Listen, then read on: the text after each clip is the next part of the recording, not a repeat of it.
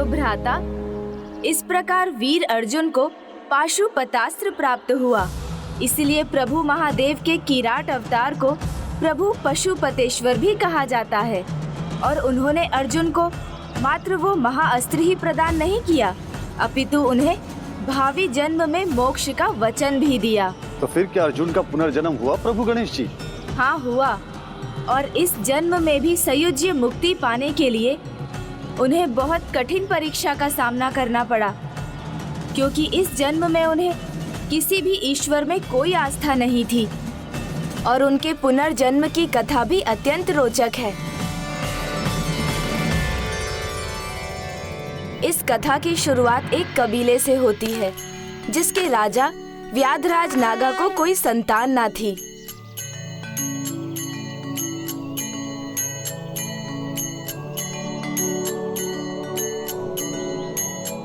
मैया को प्रणाम करता हूँ।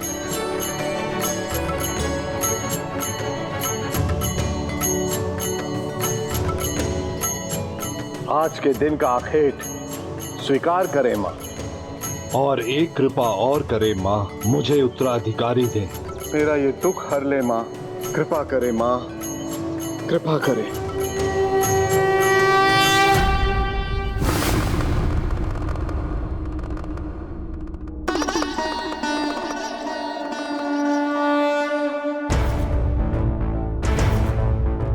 जगत पिता की लीला अपरंपार है। उन्होंने अर्जुन की आत्मा को अगले जन्म के लिए जागृत किया और जगत माता ने उसे एक परिवार दिया। ओम नमः शिवाय, ओम नमः शिवाय।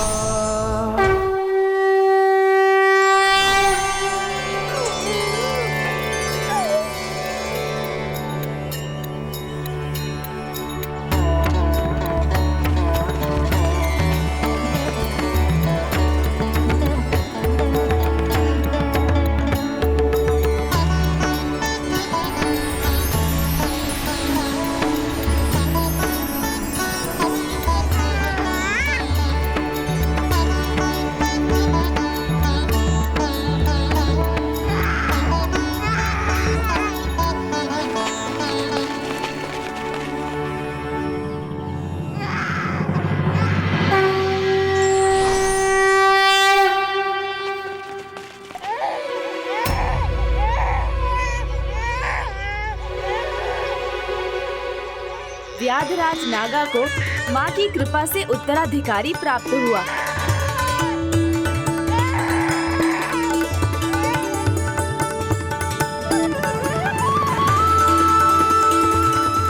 शांत हो गया, मेरी भुजाओं में आते ही ये शांत हो गया।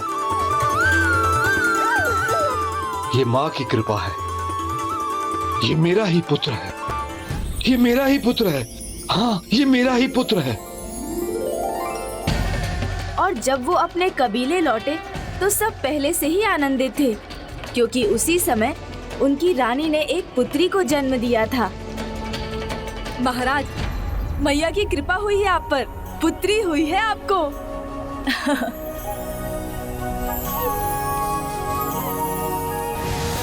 मैया की कृपा की वर्षा हुई है मुझ पर। उत्तराधिकारी भी मिला और पुत्री भी। नाचो। माता की कृपा में अब उन्हें पूर्ण विश्वास था और राजा अति आनंदित थे।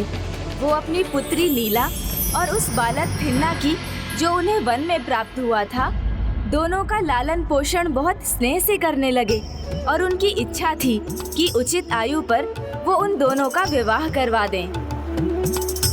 थिन्ना, आ जाओ आ जाओ आ जाओ आ जाओ आ जाओ। तुम व्याघ्र हो और ये तुम्हारा अस्त्र है। अब इसे तुम्हें चलाना सीखना है और सामने देखकर निशाना साधना है। हाँ हाँ, समझ गया। आखेट करना तो तुम्हारा भी धर्म है। चलो, अच्छा है, तुम्हारे होने वाले पति के साथ में तुम भी धनुष विद्या सीख लोगी। जाओ, ले आओ वो धनुष। लो, और साधो निशाना। चलो।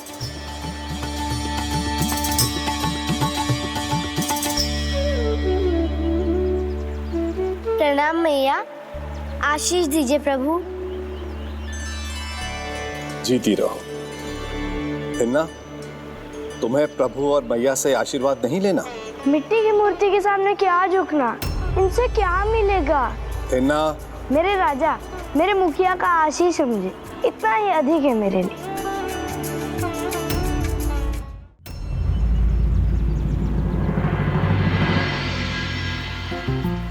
जाओ, साधो निशाना।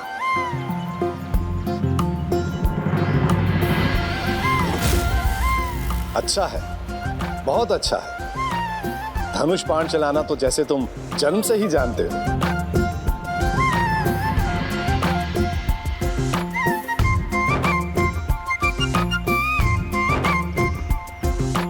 ऐसे नहीं, ऐसे। सामने दृष्टि रखो और साधो निशाना।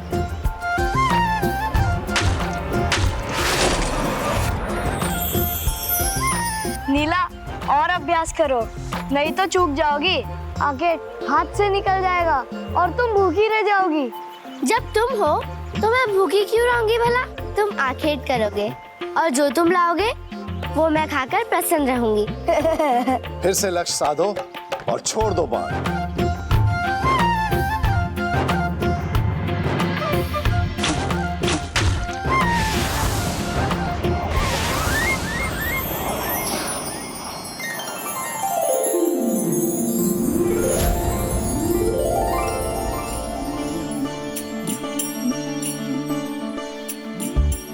अनेक योद्धा मेरी दृष्टि के सामने से निकले, किंतु अपने संपूर्ण जीवन में थिन्ना के समान कुशल धनुधारी मैंने नहीं देखा, जैसे ये पिछले जन्म से ही युद्ध कला सीख कर आया हो।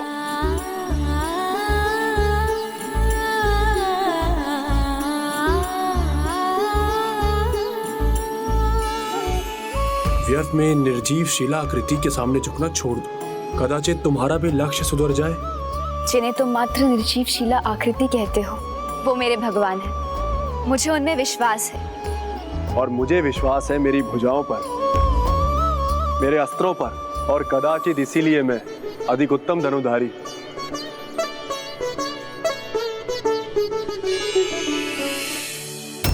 बचपन से इसे समझा रहा हूँ, ईश्वर भक्ति का महत्व समझा रहा हूँ, किंतु इस पर कोई प्रभाव ही नहीं पड़ता। और अब जब इसका राज्याभिषेक इतना निकट है, तो ये प्रभु में, मैया में आस्था कैसे रख सकता है? जहाँ एक ओर थिन्ना को ईश्वर पर बिल्कुल भी आस्था नहीं थी, वहीं दूसरी ओर नीला की भक्ति प्रगाढ़ होती चली गई। राजा नागा ने उन्हें माता की कृपा समझकर स्वीकार किया था, किंतु वो थिन्ना से कभी ईश्वर सत्ता, उनकी भक्ति स्वीकार नहीं करा सके। दो इतने विपरीत व्यक्तित्व, उनके मध्य विवाह संभव ही कैसे था? जिससे आप शीघ्र विवाह करने के लिए तैयार हो जाएं। क्या हुआ गणेश, अब किस विचार में डूब गए हो तुम?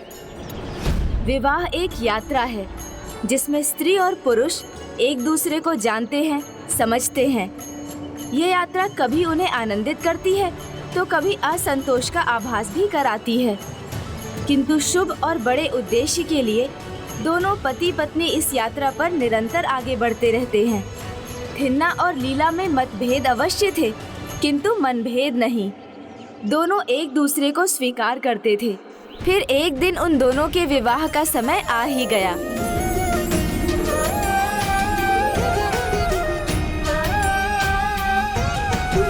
अभी भी समय है, तो मुझे अभी भी अस्वीकार कर सकते हो, क्योंकि विवाह के उपरांत भी मैं अपना पूजा पाठ कदापि नहीं छोड़ूंगी। यदि तुम्हारे ईश्वर हमारे संबंध के मध्य ना आए, तो तुम्हें पाकर मुझे अति प्रसन्नता होगी।